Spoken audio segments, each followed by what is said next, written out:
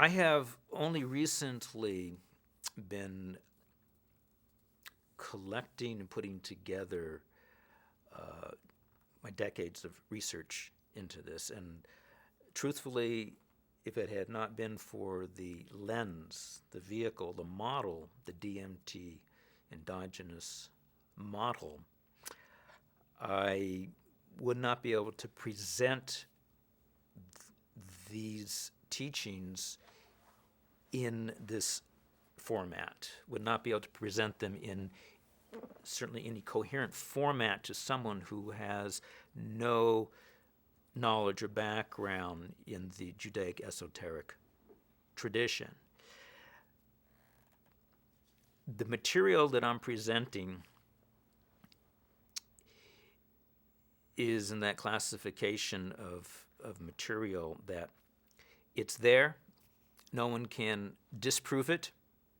It appears, all the pieces appear throughout the Talmud, the Midrash, the Zohar, and scores of Kabbalistic texts that have been written over the last centuries. Putting it together in this coherent fashion is revelatory. And we will see whether and to what extent it is received and integrated. I believe that this approach resolves and answers scores, if not hundreds, of questions throughout the rabbinic and Kabbalistic tradition.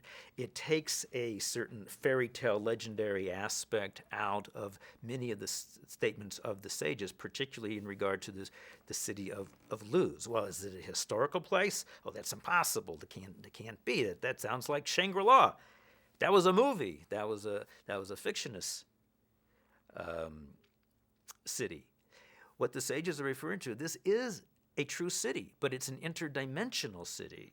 And it can be accessed if one knows the secret entrance. And the secret entrance is well camouflaged, and that camouflage is in the mystery of the Luz. Once again, Luz is a city, Luz is a bone. Luz is a concept that my understanding is that this is the rabbinic and biblical term for what would correspond in the God body, the higher dimensional spiritual body, as the pineal gland.